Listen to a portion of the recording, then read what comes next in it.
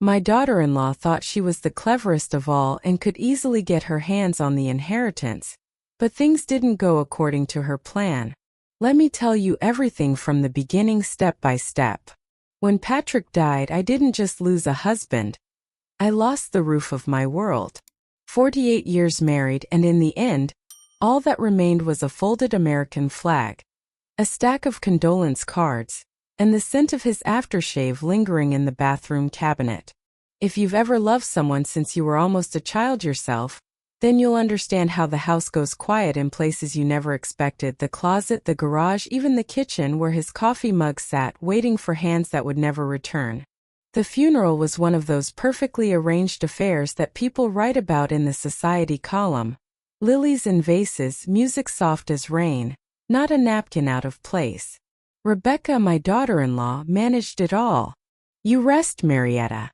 I'll take care of everything," she said, and she did, right down to the monogram tissues and the slideshow that made people dab their eyes politely. But it felt rehearsed, like a play where my part had been cut.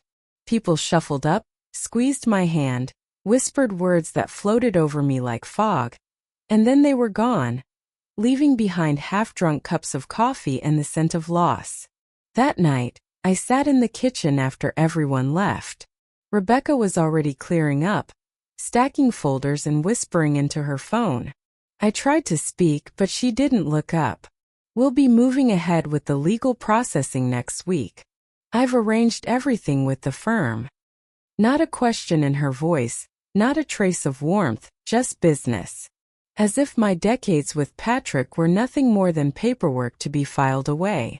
When she handed me a small box, "He asked me to give you this," she said. It was just a silver tie clip, not even one Patrick wore often. No note, no letter. None of the scribbled love yous we'd passed under dinner plates for years. That was it. Rebecca smiled, quick and polite, as if that closed the book for both of us. That first night alone, I brewed a cup of tea and sat in the dark, listening to the hum of the fridge, the drip of the faucet. The silence pressed against me from every direction. In every corner I found a piece of Patrick, his cane by the back door, his reading glasses tucked into the couch cushions, a crossword puzzle unfinished on the nightstand.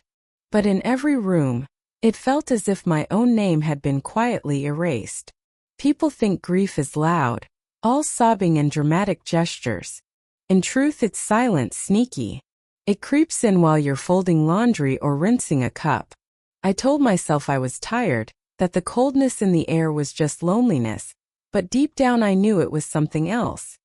A sense of being quietly written out of my own story. Then came the invitation. "For your own good, you should move in with us," Rebecca said, her words crisp as the envelope they arrived in. The email was from her assistant. Subject line: "Estate administration meeting scheduled." Not a word about how I was holding up. Just a time and a place, like a dental appointment. When I walked into her firm's office, everything smelled of printer ink and eucalyptus. I was 5 minutes late, traffic, nerves, the weight of it all. The receptionist gave me a look like I didn't belong, but I smoothed my coat and went in anyway. Rebecca was at the head of the table, all sharp lines and clipped tones. I was directed to the far end. No packet, no coffee, no acknowledgement. My name came up only once, and not in the way you'd hope. There are no remaining distributions assigned to her under the current filing. Just like that, I was erased from the will.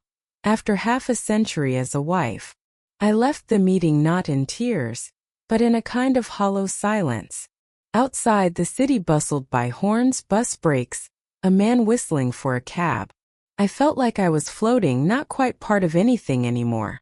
When I got home, I wandered the house as if I were a guest in a museum, afraid to touch anything. I found myself in Patrick's study, not sure why. The desk squeaked the way it always had. Inside, beneath stacks of receipts and faded notes, was a thin manila folder I didn't recognize. 3 pages, one a handwritten note in Patrick's shaky scrawl. "Rebecca wants me to update the will. She says it's for clarity. I think she's being careful. Too careful. I haven't signed anything yet. I haven't told Marietta. I know she'd ask the questions I'm afraid of. My heart twisted. He'd been afraid, and he hadn't told me.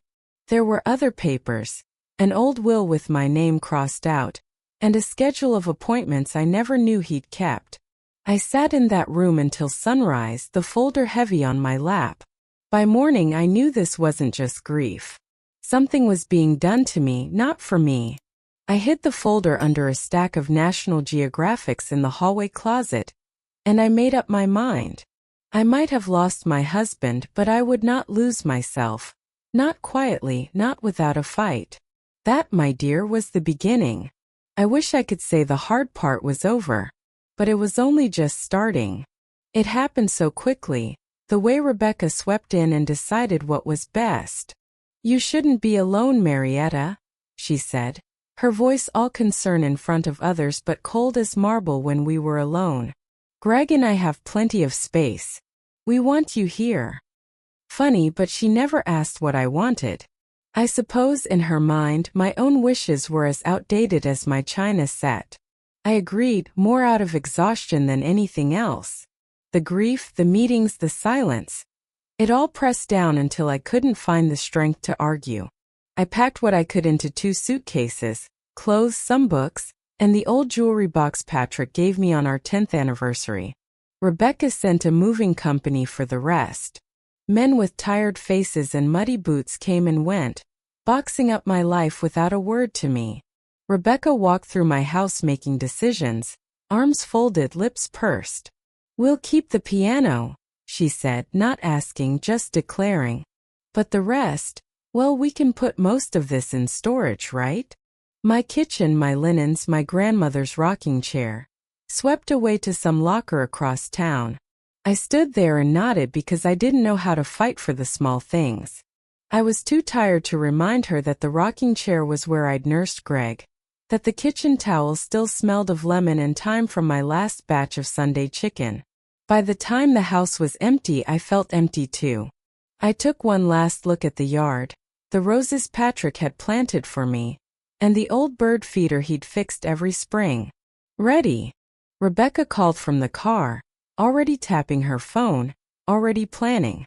Their house was big, beautiful in a way that felt impersonal, marble counters, white carpets, chrome fixtures that looked like they'd never seen a toddler's sticky hands or a muddy dog's paws. My new room was upstairs, down a long hallway that didn't carry the scent of anything familiar. Rebecca had set it up herself. We thought you'd like a clean slate, Marietta. Something fresh. I didn't say so, but it felt like a guest room in a hotel, sterile, cold, missing the quiet clutter that made a room feel lived in. At first, I tried to be useful, as mothers do. I made breakfast, oatmeal the way Greg always liked, with brown sugar and walnuts. Rebecca took one look and said, "Oh, I'm doing intermittent fasting now." Greg just grabs a protein shake. The children, sweet as anything, came and went, busy with school and sports. I tried not to get in the way, folding laundry when I could, setting the table, asking after their day. But little by little, I noticed my efforts weren't needed. Rebecca had a cleaning service, a meal delivery, a calendar so full it left no space for anything spontaneous or soft. I tried to keep up my old routines, early morning tea, the crossword, watering my African violets. But every time I turned around, Rebecca had optimized something. "You don't need to worry about the laundry, Marietta. We have someone for that." Or, "The flowers will do better in the sunroom. I'll have Maria move them." My violet pots ended up crowded on a back shelf where they drooped and sulked, missing their usual spot on my windowsill. And then there was the privacy, or rather, the lack of it. My room was for my comfort, but it was also where I was expected to stay. If I sat in the living room for too long, Rebecca would appear with a tight smile. "Resting, I hope?" she'd say, more statement than question. My things, photos of Patrick, my books, even my slippers, somehow always ended up rearranged or tucked away in a drawer. At night I'd lie awake, listening to the unfamiliar noises of their house. The humming of the central air, The occasional clatter from the kitchen where Rebecca rearranged things even after midnight. Sometimes I'd hear Greg's voice, low and tired, and I'd remember the little boy who used to run to me when he had nightmares. Now he seemed so far away, even as I slept under his roof. The hardest part, I think, was the loss of small freedoms. I couldn't choose my own meals, couldn't keep my own schedule. For your health, Rebecca said, we'll set up your medications and meals. Routine is best at your age. I bristled, but I smiled. I'm sure you know that look older women wear, the one that says, I'm not arguing, but I'm not agreeing either. Soon visitors came less often. My old friends called, but after the third or fourth time Rebecca told them I was resting, the calls dried up. Even the neighbors, the ones who'd known me for 30 years, stopped by less. I heard Rebecca on the phone saying, she needs time to adjust, to grieve. She's fragile. But no one ever asked me if I was. Not really. I started to feel like a guest in my own life. Worse, like a burden, something to be managed and moved from room to room. I'd catch Rebecca watching me from the doorway, her eyes cool and appraising, as if she were making a list of things to fix or tidy up. One afternoon, I found her in my room, sorting through my dresser drawers. Just making sure you're settled, she said, not a hint of apology in her voice. I smiled small, tight. I knew then, in a way that settled in my bones, that nothing here truly belonged to me. Not even my privacy. That night I sat by the window and looked out at the city lights, wishing for the sound of Patrick's voice, for the feeling of being needed, even just a little. Instead, all I heard was the low thrum of a house too clean, too perfect, too empty for comfort. It was only the beginning, dear. The real trouble hadn't even started. But by then I was already fading, one routine, one belonging, one boundary at a time, turning into a stranger in a home that should have been mine. You'd think by a certain age you'd be done learning hard lessons about trust. But grief, I learned, is a ripe field for those who wish to plant their own designs. It began innocently, or so it seemed, a bottle here, a pill box there. Rebecca's concern, always wrapped in soft words and a businesslike smile. The first time she brought it up was over tea, the kind she brewed herself now. For my nerves. She sat down across from me, her manicured hands folded on the table. Marietta, I've been speaking with Dr. Fields. He's a friend from my wellness group. He reviewed your records, and he's recommended some adjustments to your medication. I blinked. Dr. Fields? I don't remember meeting him. Oh, you haven't, but he's wonderful.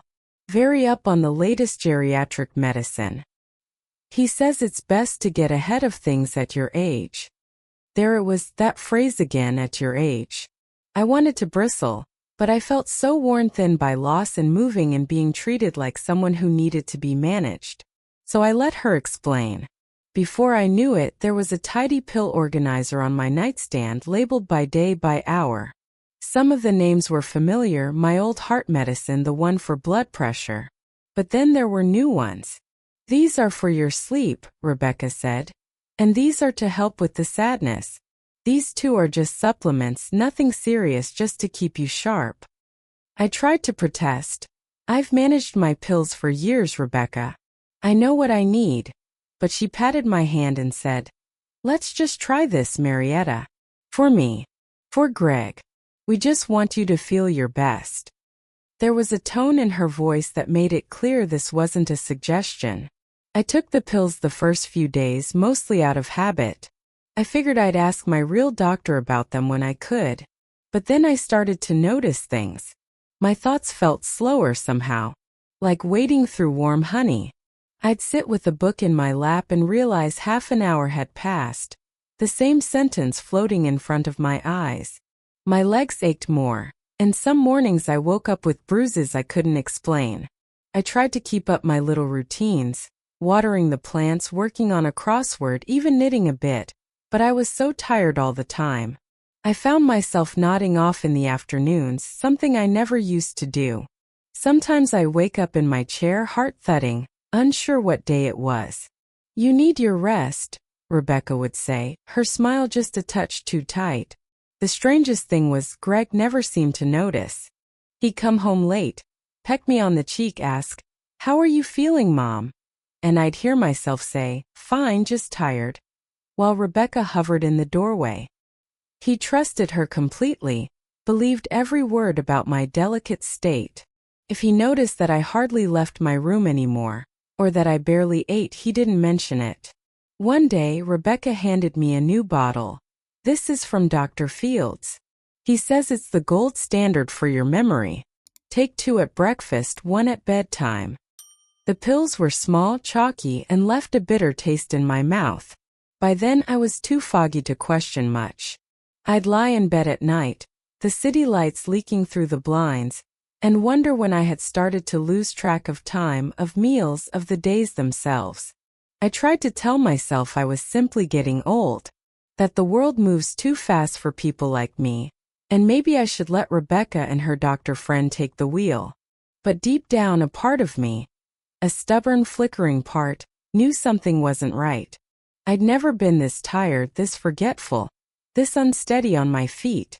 I began to dread the little clink of pills in a cup each morning and evening, the way Rebecca watched to make sure I swallowed every last one. Then the phone calls to my friends slowed and stopped. My book club reached out once, but Rebecca told them I wasn't up for visitors. "Resting," she said. "You know how grief is. She just needs time." But the truth was, I couldn't have held a conversation if I tried. Words would tangle, memories slip away. Sometimes I looked at a photo of Patrick and couldn't remember where it was taken, though I knew I'd been there, smiling in the sunlight, his arm around me. Little by little, my world shrank to the walls of that too-clean room, the pills that blurred the days, and the quiet sense that my life was being packed away, one dose at a time. It took a while, sweetheart, before I understood what was happening wasn't just bad luck or grief or old age. It was something more deliberate. But by then, I was already so far under that I couldn't see the surface. Not yet. It started with kindness, or at least what looked like it on the surface. "Let me take care of your meals, Marietta," Rebecca said one morning. Her voice honeyed but her eyes sharp. "No need for you to fuss in the kitchen. You just rest. I'll bring your breakfast up." She acted as though she was doing me a favor, as if the old routines I clung to were burdens, not anchors. She would come in with a tray, porridge one day, scrambled eggs the next, always with a glass of juice and a handful of those little pills. First, I tried to be grateful. "Thank you, Rebecca," I'd say, even as I missed the freedom to decide if I wanted jam or honey, or whether I'd rather have toast at the table with the morning paper. But soon things started to taste off. The tea was bitter, metallic, leaving a strange coating on my tongue. Sometimes the eggs smelled faintly chemical, not spoiled but unnatural, as if they'd been left too long beside something they shouldn't have touched. The juice, grapefruit, apple, cranberry, it changed each day, burned going down, sometimes making my stomach twist with nausea. I told myself it was my nerves or maybe the medication. Grief does strange things to the senses after all. But the more I tried to eat, the worse it got. I started to lose my appetite, and Rebecca would cluck her tongue and scold. "You need your strength, Marietta. Please just try a little more." She'd stand over me, hands on her hips, until I took another bite or sip. Sometimes, if I hesitated, she'd take the fork or spoon and feed me herself, her patience growing thinner each day. One afternoon I caught her and the doctor, her friend Dr. Fields, in the kitchen speaking in low voices. The door was cracked and I heard my name, the word compliance, and then laughter. When I stepped in, Rebecca's face snapped back into its mask of concern. "Oh, Marietta, we're just checking on your new supplements. You know, making sure you're getting all the support you need." That night, the stew she brought up was so salty I could barely swallow it. I tried to say something, but the words came out muddled, my tongue thick in my mouth. Rebecca wiped my chin and said, "You're just tired, dear. Old age comes for us all." There was no warmth in her voice, just a kind of practiced sympathy that made my skin crawl. It became routine. She or the housekeeper would bring me meals, set them down with a smile that never reached their eyes, and wait to see that I ate enough. If I tried to skip a meal, Rebecca would appear within minutes, holding a glass of water and the ever-present pills. "I know you want to get better, Marietta. We're only trying to help." I began to dread the sound of footsteps on the stairs, the rattle of plates, the bright, false cheer in her voice. My body started to change. My hands shook. My legs grew weaker. Some days I barely made it from the bed to the window before the world started spinning and I had to sit down, heart thumping wildly in my chest. It was as if I was slowly being smothered by care, suffocated under the weight of meals and medicines that were meant to help, but never did. I thought of Patrick, of how he used to make me tea and toast when I was sick, bringing them to me with a kiss and a corny joke. There was no love in Rebecca's kindness, only control. I was a patient to be managed, not a mother-in-law to be cherished. Sometimes I wondered if Greg noticed. He worked long hours, always running late at the office, or catching up on paperwork. When he was home, he'd stop by my room, give me a distracted hug, ask if I needed anything, and then leave before I could answer. I wanted to tell him the truth, but the words wouldn't come. Not the way they needed to. My world shrank further. Meals and drinks always prepared for me. Tea with a bite, soup with a bitter edge, desserts I no longer recognized. I stopped asking for anything special. It didn't matter. I'd lost the taste for comfort, and I was losing the taste for hope. At night, I'd sit in my chair by the window, the untouched dinner tray cooling beside me, and wonder how a life so full could become so small. The lights of the city sparkled in the distance, out of reach, while the darkness in my room pressed closer every day. And yet, even then, a part of me refused to let go. I started paying closer attention. What was that odd flavor in my tea? Why did my head feel so heavy after dinner? I wrote little notes to myself, hiding them under the mattress. It was a feeble defense, but it was all I had. Because deep down I knew Rebecca's kindness was not kindness at all. I was never a nervous woman, not by nature. Years of raising children and keeping a home teach you to ignore creaks in the night, the odd bump or clang. But now, alone in that unfamiliar room with its fresh paint and sterile air, I found myself listening to the walls, to footsteps, to things not meant for me. It started with voices late at night. Sometimes, when the rest of the house was dark and quiet, I'd hear Rebecca's hushed tones in the hallway, sometimes drifting up from the kitchen below. The words would slip under my door in fragments. "She's fading. Soon, if we just... millions." My name whispered like a warning. I told myself not to eavesdrop, that perhaps it was only my mind, muddled by pills and fatigue, inventing stories where there were none. But it happened again and again until I was sure. One night I caught the word doctor, followed by the sound of laughter, short and sharp, that died quickly as if someone realized they were being overheard. Rebecca's routine changed too. She became less patient, more brisk. If I asked about my son, she'd wave me off. "Greg's busy. He sends his love. He trusts me to take care of things." I saw him less and less, his face growing thin with worry when he did appear. But he never stayed long. If I tried to tell him how I was feeling, how tired, how dizzy, how strange everything tasted, Rebecca would appear in the doorway with a gentle, "Let's not worry Greg with every little thing, Marietta. He's under enough pressure." Locked doors became a new fixture in the house. Rebecca began locking the downstairs study at night. She said it was for privacy, but I knew better.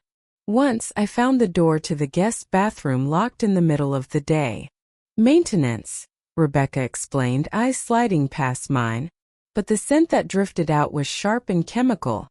Not the lemon cleaner I remembered from my own home.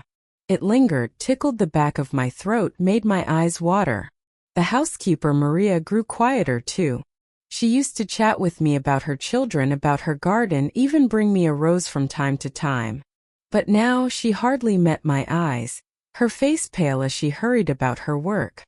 I tried to speak to her, but Rebecca was always nearby, hovering just close enough that the words dried up in my mouth. I became a watcher. In the small hours, I'd stand at my window looking down on the driveway, noticing which cars came and went. Dr. Field's sedan appeared more and more often, always at odd times, late evenings, sometimes just as the sun set. He never rang the bell, just let himself in with a key Rebecca gave him. They would talk in the study for hours, the door locked, their voices too low to catch more than the occasional burst. Change the dosage. She'll never know. Signatures. I started keeping a little notebook under my pillow, jotting down dates, times, words I caught. It felt foolish at first, like something out of a spy novel. But writing gave me purpose. It made the days a little less blurry, reminded me that I was still myself, still sharp, even if my body felt foreign. Sometimes I'd find things missing from my room. My pill bottles were always arranged differently after Maria cleaned, though she swore she never touched them. The family photos I kept on the dresser moved an inch or two each day, as if someone had picked them up, studied them, and put them back carelessly. Once I found my closet door ajar and a scarf missing. The blue one Patrick brought me from New Orleans, the one I'd planned to wear for comfort on my worst days. When I asked, Rebecca only smiled. Maybe you misplaced it, Marietta. You've been so tired lately. Every night as I lay in the unfamiliar bed, I'd listen for those whispers, those footsteps outside my door, the click of locks turning where there used to be only trust. I tried not to let the fear settle in, but some nights, when the house was utterly still, I'd press my hand to my chest and wonder if I would wake in the morning, or if I'd simply drift away, another old woman who slipped quietly out of the story. But the thing about secrets, dear, is that they never stay buried. And as frightened as I was, I began to realize someone in that house was more afraid of me than I was of them. It crept up on me the way old age sometimes does. A stumble here, a bruise there, a day when you feel a little off. But this wasn't the usual clumsiness of a woman in her 70s. No, it was something stranger, deeper. As if someone had reached inside and turned a dial without my knowing. First it was just dizzy spells. I'd stand up to cross the room and the world would tilt, the floor rising up to meet me. My hands shook when I tried to button my blouse. Once I spilled an entire cup of tea, my favorite rose-patterned mug, shattered on the tile, hot liquid scalding my hand. Maria, the housekeeper, found me sitting on the floor, still clutching the handle, tears streaming down my face. She helped me up, her own hands trembling. "I'll clean, Senora," she whispered, glancing nervously toward the hallway where Rebecca's heels clicked closer. The bruises started next. Purple marks bloomed on my arms and legs, some so deep they felt tender to the bone. I couldn't remember bumping into anything. Once, I woke with a dark blotch on my hip so sore I could hardly walk. Rebecca scared and blamed the blood thinners, pills I'd never taken before moving in. "We'll talk to Dr. Fields," she promised, but the prescription bottles on my nightstand multiplied anyway, each one with her careful, slanted handwriting on the label. Sometimes I'd drift in and out of sleep for hours, waking to find daylight had slipped away. Meals appeared and disappeared without me noticing. My mouth always tasted of metal, and my tongue felt thick and heavy. Even my memories started to tangle. Simple things like the name of my favorite book, the phone number I'd had for 30 years. Sometimes I'd reach for Patrick's photo and forget, just for a moment, that he was gone. Rebecca arranged more doctor visits. Always Dr. Fields, never my old family doctor, and always in the house behind closed doors.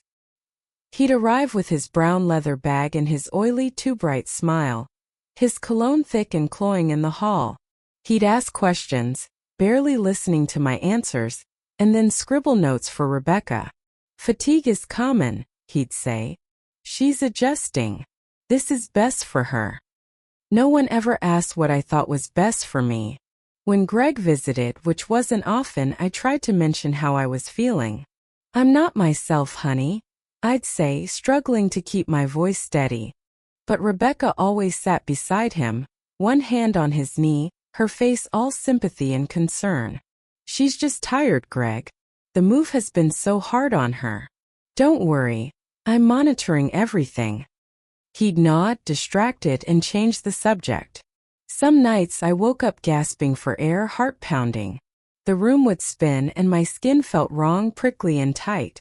Once I caught sight of myself in the bathroom mirror and barely recognized the woman staring back.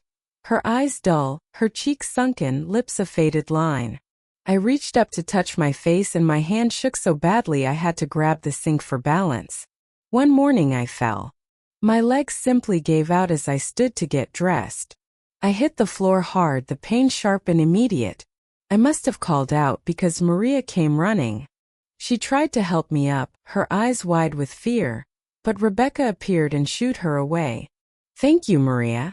I'll handle this," she said, kneeling beside me with a face full of pity. But her hands on my shoulders were cold and firm, not gentle. "You really must be more careful, Marietta. Maybe it's time for even more supervision." That word, supervision, rang in my ears all day. I wasn't a child, but they spoke to me like one. More pills followed, and now a nurse came twice a week to check on things, always taking instructions from Rebecca, never from me. My world shrank even further. My room, the bed, the locked bathroom, the nurse's clipboard. Each day my body betrayed me a little more.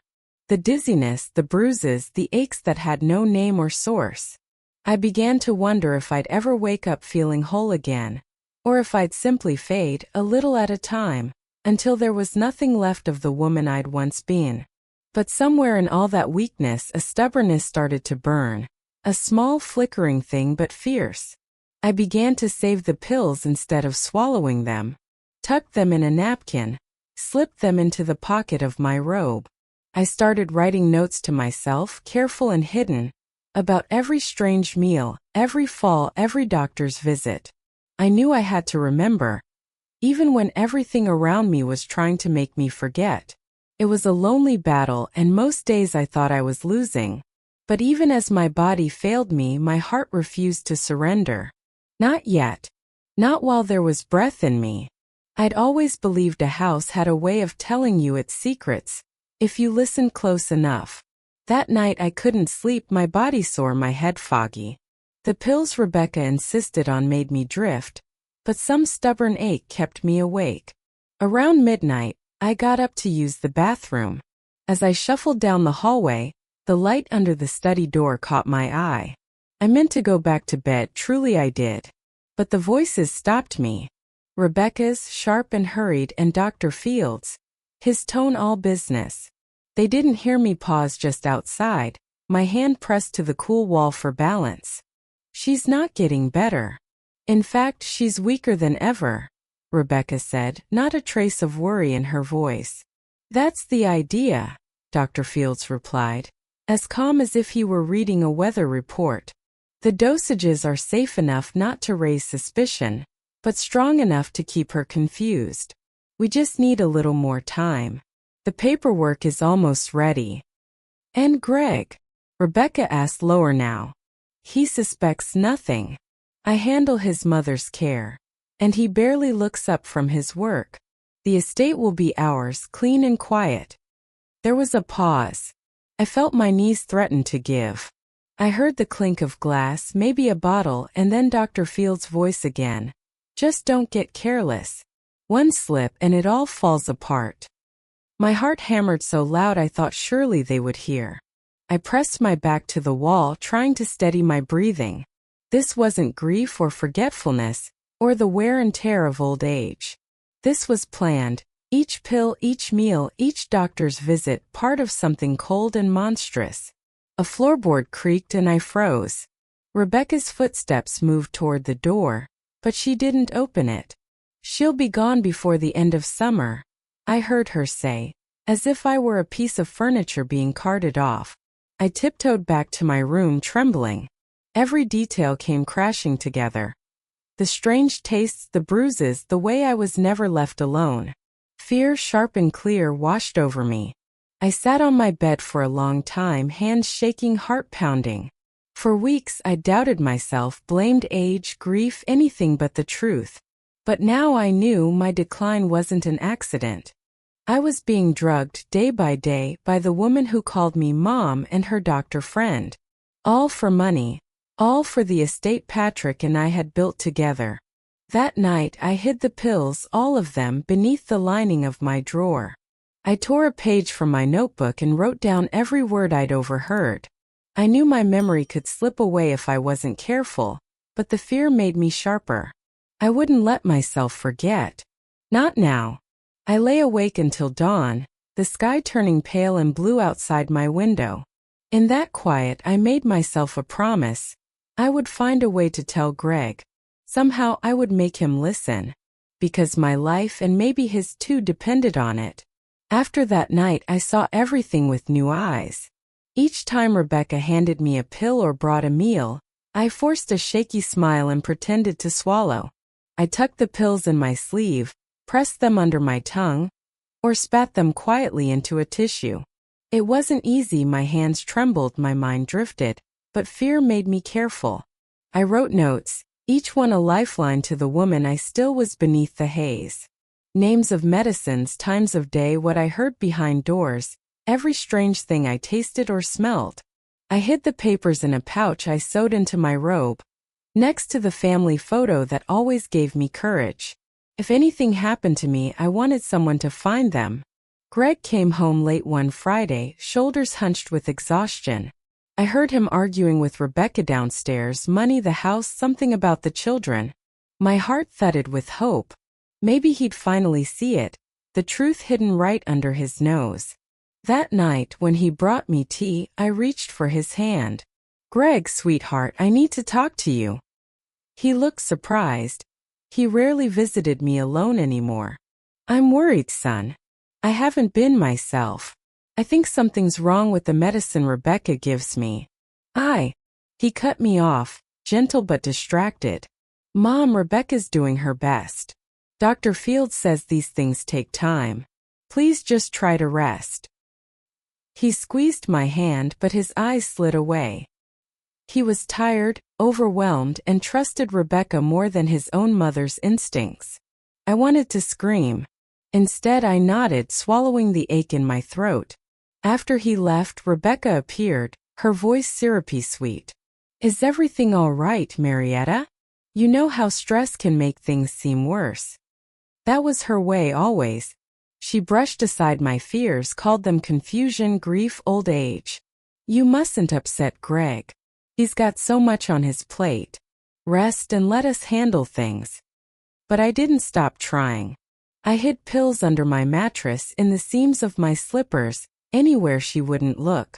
I kept my little notebook, scribbling down everything. Once I tried to call my old friend Eileen from the rotary phone in the hallway. Rebecca caught me, her smile fading for just a moment. "You should save your energy for getting better," she said. Then unplugged the phone from my room for safety. At night, I listened for footsteps, the locked doors, the late-night visits from Dr. Fields. I felt invisible in my own family, voiceless in a house that used to belong to love. But my stubbornness, my mother's stubbornness, kept me going. I wrote a letter to Greg, sealed it with a trembling hand, and slipped it under his bedroom door. It took all my courage, but I knew I had to try one more time. "Greg, please. Check the pills. Talk to another doctor. Look in my robe pocket for my notes. I love you, son. I'm scared. Mom." After that, all I could do was wait and pray. I didn't know if he'd believe me, but I'd finally reached for help, with every bit of hope I had left. It was a Sunday morning when I finally saw the first glimmer of change in Greg's eyes. He came into my room, quieter than usual, holding my letter. His brow was furrowed, and he looked tired, older somehow. He sat on the edge of the bed, not saying a word at first. I waited, hardly daring to breathe. He reached into the robe pocket where I'd hidden my notes and pulled out the bundle of papers. He flipped through them, dates, names of pills, little details about bruises, headaches, things I'd heard at night. His hands shook a little. Mom, what is all this? My truth, I whispered. Please, Greg, I know it sounds wild, but you have to believe me. He stared at the pile, lips pressed thin. Rebecca said you've been confused. She said you forget things, make things up. His voice wavered, and for the first time, I saw the crack in his certainty. I know what I heard. I know what I feel. I'm not making it up, son. I've never been this scared in my life, I said, tears burning my eyes. You know me. I'd never lie about something like this. Greg didn't argue. Instead, he picked up the pill bottles from my nightstand and started reading the labels. He frowned, tracing Rebecca's handwriting, flipping through the list of prescriptions Dr. Fields had ordered. Half of these, you never took these before, Mom. And this one, this isn't even for your heart, it's a sedative. He stood and began to pace, agitated, reading my notes over and over. Why would Rebecca? He stopped himself, pressing a hand to his forehead. He wanted to believe in his wife, in his family, but doubt had finally wriggled its way in. That afternoon, he confronted Rebecca. I heard them arguing, voices raised, footsteps pounding down the hall. Rebecca's voice sharp and defensive. She's old, Greg. She's sick. You're just making things worse by indulging her paranoia. And then softer, the sound of someone crying, Rebecca, putting on her best show. Greg came back to my room, his face clouded, shoulders sagging. I don't know what to think, Mom, he said. But I promise I'm going to look into this. I'm not letting anything happen to you. For the first time in months, I felt something like hope. The truth was out in the open now, and Greg, my son, my boy, was finally beginning to see what had been there all along. The days leading up to it blurred together in a haze of exhaustion and suspicion. My whole body ached with a heaviness that felt unnatural. Every limb weighted, every thought slipping through my fingers like water. The only thing I could cling to was the stubborn hope that Greg had finally started to see the truth. Even so, hope is a fragile thing when you're locked in someone else's care. That Thursday started much like the others. Rebecca came to my room with a tray, soup, toast, a cup of tea that had a bitter edge I'd come to dread, and of course the little pile of pills. She hovered in the doorway, eyes narrowed, watching every move. Eat, Marietta, she said, voice low and flat. You need your strength. I forced down a few spoonfuls, trying to ignore the sharp, almost chemical taste that seemed to burn the back of my throat. My hand shook as I reached for the tea. When Rebecca pressed the pills into my palm, I pretended to swallow, slipping them under my tongue. But I was tired, so tired, and my coordination wasn't what it once was. One of the pills fell to the floor with a faint tap. Rebecca's gaze flicked down, sharp as broken glass. Don't play games, she hissed, her mask of concern slipping. You want to make things hard on yourself? Fine. But don't blame me when you wind up in worse shape. She stormed from the room, slamming the door just hard enough for me to feel the threat. I sat there shaking, staring at the untouched soup. My heart pounded, cold sweat prickling my skin. For the first time, I truly wondered if I would survive another day in that house.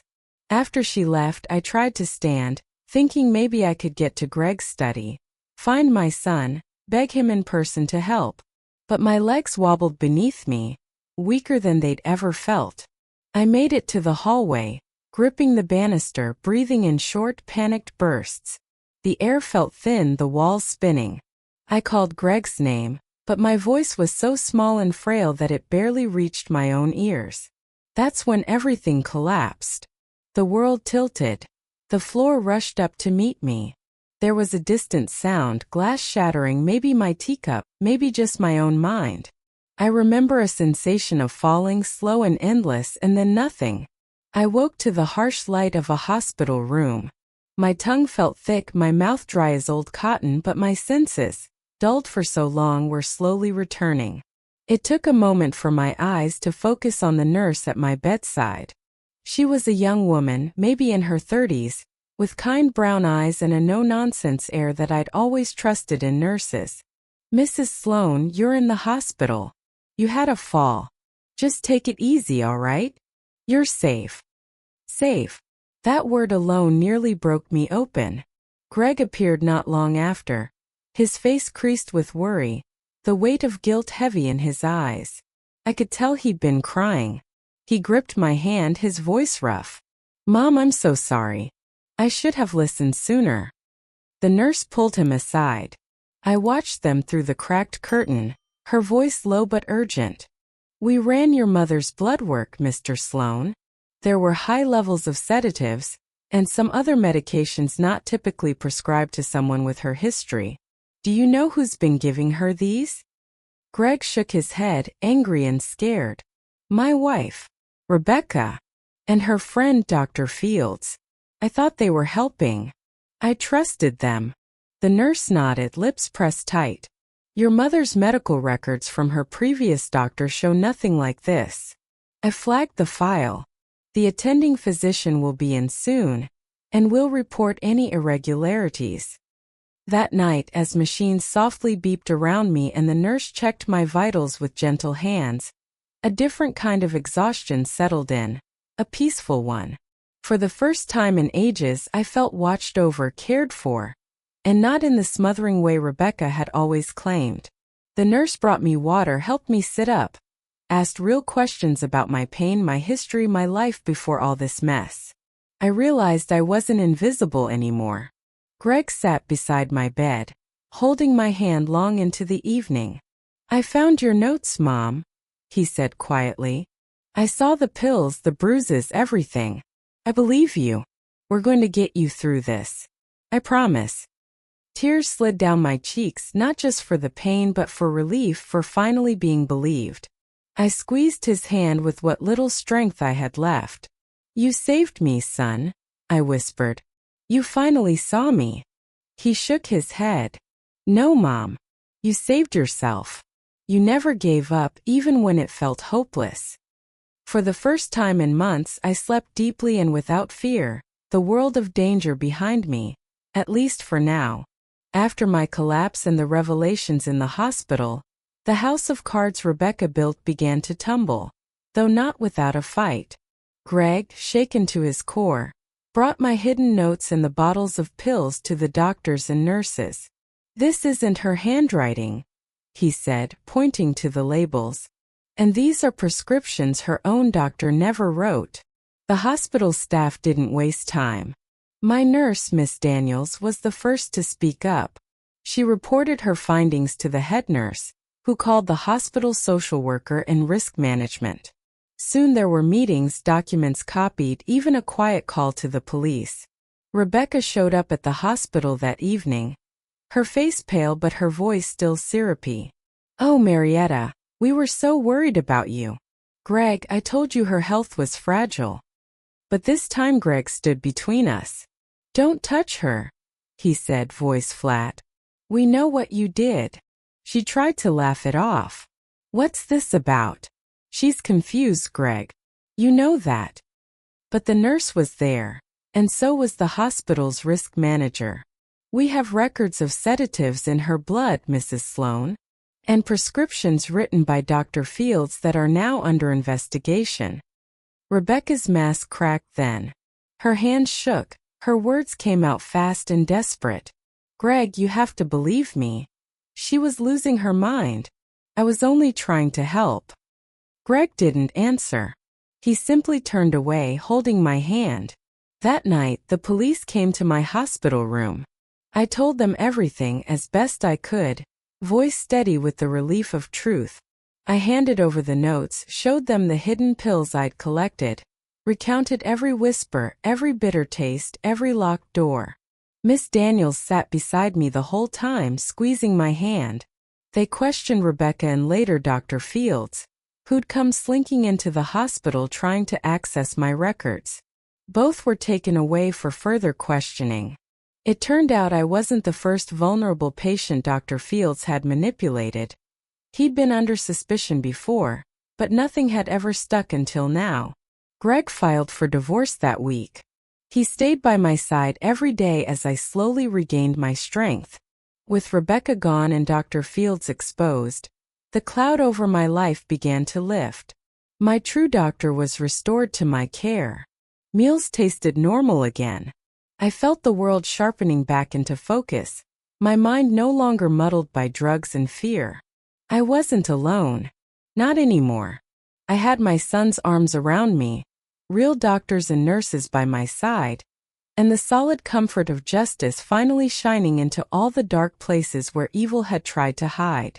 When they finally released me from the hospital, it was Greg who wheeled me out to the parking lot, the summer sun warm on my face for the first time in what felt like ages.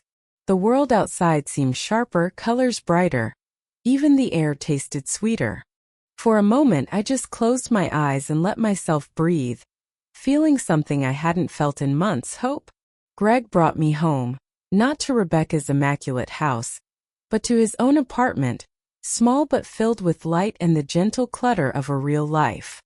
He fussed over me, making tea the way I liked, even burning the toast the first morning, just like his father used to. There was laughter in the kitchen again, soft music on the radio, the simple comfort of a son's love. Slowly my strength returned. My appetite came back, and so did my memory. My old doctor, Dr. Arnold, visited often, checking my medications, reassuring me with his steady, familiar voice. The pills Rebecca once insisted I take were all thrown out, every last one. I started to feel like myself again, wobbly at first, but every day a little steadier. Sometimes, when the sun set just right and the house grew quiet, I would sit by the window with a cup of chamomile tea, thinking over everything that had happened. The betrayal, the fear, the nights spent waiting for someone, anyone, to see me. But there was more than sorrow in those memories. There was gratitude. For the nurse who believed me. For the stubbornness that kept me hiding those notes. For Greg, who finally opened his eyes and his heart when I needed him most. Rebecca and Dr. Fields faced the consequences of what they'd done, legal and otherwise. I didn't care much for revenge. I only cared that they couldn't hurt anyone else the way they'd hurt me. As for my millions, well, money means nothing when you're lying in a hospital bed, unsure if you'll see morning. Love, truth, and the warmth of real family, that's what matters. One afternoon, as I watered a pot of violets Greg brought home for me, he sat beside me and took my hand. "I'm sorry, Mom," he said softly. "I should have listened sooner. I don't know how to make it up to you." I squeezed his hand, smiling through tears. "You're here now, and that's enough." Each day was a small victory. Baking a pie, reading a book, hearing my granddaughter's voice on the phone.